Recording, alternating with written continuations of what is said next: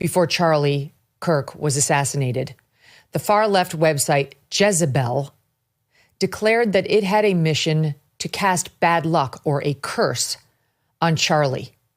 They wanted to hurt him in some way. They declared, quote, if the far-right misogynist with a bad haircut wants to villainize independent women, Jezebel is more than happy to be the hag of his nightmares. And they went on to the website Etsy, yes, Etsy, to, quote, cast a curse on him. Yes, this is actually a thing. Etsy, the website known for making arts and crafts on demand, will happily cast a hex through its witches, who you can hire, on someone if you ask them to. The Jezebel crew was delighted to discover, quote, it's not uncommon for the so-called witches on Etsy to channel their energy toward thwarting Republicans. There's even a subreddit devoted to casting nightly hexes on Trump. Jezebel decided Charlie Kirk, who they've repeatedly described as far-right, the founder of the right-wing conspiracy theory factory, Turning Point USA, is, quote, more irritating than most, and asked its audience if they were, quote, interested in punishing Kirk for years of regressive rhetoric with a curse, with a hex on him. After all, they told readers, he's basically a fake news vending machine. The article notably does not list the name of any particular author, but simply uses its company name as the byline. So we don't know exactly which writer or staffer at Jezebel, which has long been a disgusting publication, came up with the idea. But since they're attributing it to all of them, so will we in terms of our blame. It was, in fact, the brainchild of one writer, however, because it is written in the first person, a female. The writer explains now, is it ethical to curse a man I've never met? Probably not. But is it unethical to let him keep talking? Yes. Now comes the obligatory ass-covering paragraph in the piece, just to stave off any negative publicity for Jezebel. Quote, I want to make it clear I'm not calling on dark forces to cause him harm. I just want him to wake up every morning with an inexplicable zit. I want his podcast microphone to malfunction every time he hits record. I want his blue blazers to suddenly all be one size too small. I want one of his socks to always be sliding down his foot. I want his thumb to grow too big to tweet, to ruin his day with the collective feminist power of the Etsy coven would be my life's greatest joy.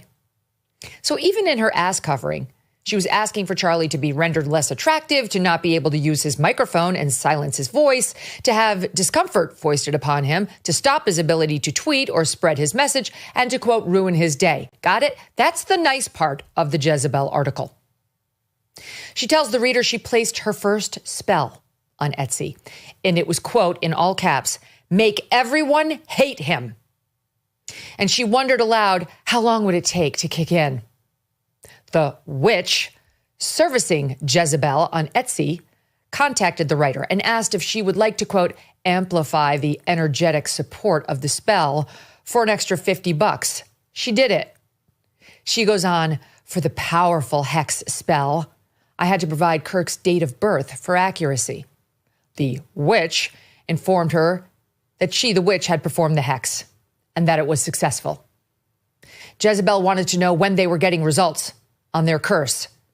And while their article about all of this it was published on Monday, September 8th, it makes clear that the writer contracted for the curse in late August. She says she wanted it to line up with the new moon in Virgo, which this year meant August 23rd. That tracks because she points out in the piece that by August 24th, she was waiting impatiently for results. The witch, they reveal, promised on August 23rd that, quote, you will see the first results within 2 to 3 weeks. This was 18 days before Charlie was killed. Not satisfied with this curse, the amped up one, alone, Jezebel reached out to a, quote, third witch, Priestess Lilin. Jezebel opined, if enough people cursed a single person, would the results be stronger? Quote, when I asked her if she'd noticed more political figures being targeted these days, she said yes. The next day, Lilin sent the Jezebel writer proof of the hex she had cast, quote, a photograph in flames, the edges slowly curling inward, engulfing Charlie's ridiculous, scrunched up little face. She whispered, I imagine, writes the Jezebel reporter. Trust the unseen. Chills, writes Jezebel. Sunday, August 24th passed, writes the author, and nothing. Monday, August 25th, still nothing. Tuesday, August 26th, nothing. But then she writes, she reminded herself, this is witchcraft, not Amazon. The forces operate on their own schedule. The Jezebel writer ends the piece as follows. So, did my Etsy curses work? Time will tell. The forces move in mysterious ways. And as the priestess Lilin reminded me, spell work is a collaboration between the caster, the client, and the universe itself. For now, we can only trust in the timing of the great unknown. To you, Mr. Kirk, may the rash come swiftly. 2.5 weeks after those curses were requested and cast, 2 days after Jezebel published that article, Charlie was killed by an assassin's bullet. I know what you're thinking. This is a bullshit Etsy curse. Why are we spending time on this? I'm going to get to that in a minute. Stay with me for now. After the shooting, Jezebel took down the article, quote, on the recommendation of our lawyers. They underscored that the piece was meant to be humorous, intended as satire, and that they made clear they wished Charlie, quote, no physical harm, which is not the full story now, is it? At the same time, they said of the article, quote, we stand by every word, which means they did want him cursed. They wanted everyone to hate him. They wanted it to be powerful, and they wanted Charlie, quote, punished for years of regressive rhetoric. They also made clear that taking down the article was, quote, driven by an abundance of caution for our staff. In other words, they were worried about violence against them by Charlie Kirk supporters.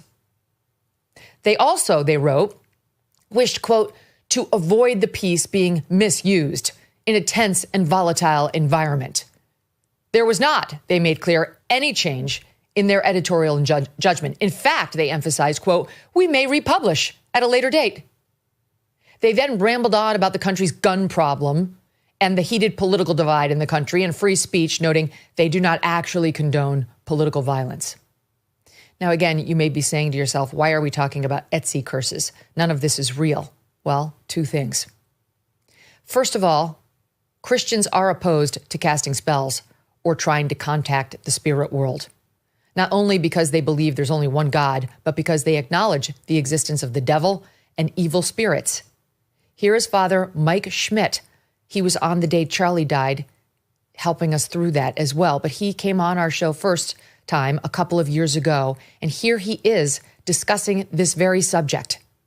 The motivation behind the Ouija board is actually something where I'm trying to contact spirits. And someone could say, well, I'm trying to contact nice spirits or good spirits. And the unfortunate thing we know about is that, yes, when God created angels, he created angels. They're good. They're beautiful. They're in harmony with him. But also we know that a number of those said no to God. A person who's reasonable would say, but I'm just playing. And I would say, I completely understand that. And then I would say, at the same time, you remember the movie The Exorcist? Of course. Yeah. How can you forget it? So that story is based off of 2 true stories. And one of the true stories is, I believe, about, if I can get the details right, is about a young man who was at, kind of like a birthday party, some kind of celebration of some sort with kids. And they just busted out the Ouija board and just played for fun. But that was an entry point for what ultimately became a possession. In other words, you're playing with fire, messing with this stuff. There actually are demons in this world. Calling up the spirit world, in particular the devil's spirit world, can actually have real world consequences. It's not something to mess with. Many Christians believe this. This is dangerous. It's not a game. It's literally evil. Second, this is what I really want you all and the people at Jezebel and Etsy to know. Erika and Charlie Kirk heard about these curses, and that news genuinely rattled Erika in particular. She knew Christian teaching on this subject. She loved Charlie, absolutely. And she was scared when she heard of the curses Jezebel had called up. So much so that she and Charlie contacted a friend who I believe she said was a Catholic priest, but definitely a friend, and asked him to come over and pray with them over Charlie the night before he was murdered. She eventually worked it through, and so did Charlie. That, as she later told me, weapons will form but not prosper. That Satan and those witches have no power. Of course, God's will is the one that matters, and his blessing over Charlie was real and palpable. All you had to do was spend time with Charlie to know that. But why torture a family like this? A Christian, believing family. Why do this vile thing to a young couple, parents to two babies, living in accordance with the gospel, deeply in love, yes, political, but doing nothing other than speaking publicly about their views and their desires to make other people's lives better? Who would do such a vile thing? Jezebel, that's who. And unbelievably, Etsy. And the people behind this evil, they should be called out. That's why I'm talking about it as our lead. They should be called out. Jezebel should be forced to identify the woman who wrote this and did this. Jezebel should close, frankly. It has zero redeeming virtues or value. Etsy should stop this practice immediately and get back to arts and crafts and jewelry. And both entities should issue an immediate, full-throated apology to Erika Kirk for introducing this awfulness into her beautiful family and causing her or Charlie any distress whatsoever in what would be the waning hours of his life. It's not easy to contact them. Etsy's easier than Jezebel. Etsy, you can email them, press@etsy.com. press@etsy.com. Jezebel intentionally makes it difficult for you to reach out to them, though we did for comment on this piece and to ask them whether they will indeed republish this article and other questions as well. They didn't get back to us, but here's how you do it if you are so inclined. You go to their website, you click on contact, and then you submit your comment. When inflation jumps, when you hear the national debt is over $37 trillion, do you ever think maybe now would be a good time to buy some gold? Well, it would be. Whether as a hedge against inflation, peace of mind during global instability, or just for sensible diversification, Birch Gold Group believes every American should own physical gold. So they created something special. And through September 30th, if you're a first-time gold buyer, Birch Gold is going to offer you a rebate of up to $10,000 in free metals on qualifying purchases. To claim eligibility and start the process, request an info kit just right now. Text MK to the number 989898. Plus, Birch Gold can help you roll an existing IRA or 401k into one in gold. And you're still eligible for a rebate and free metals of up to $10,000. Make right now your first time to buy gold and take advantage of a rebate of up to $10,000 when you buy by September 30th. Text MK to the number 989898 to claim your eligibility and get your free info kit now.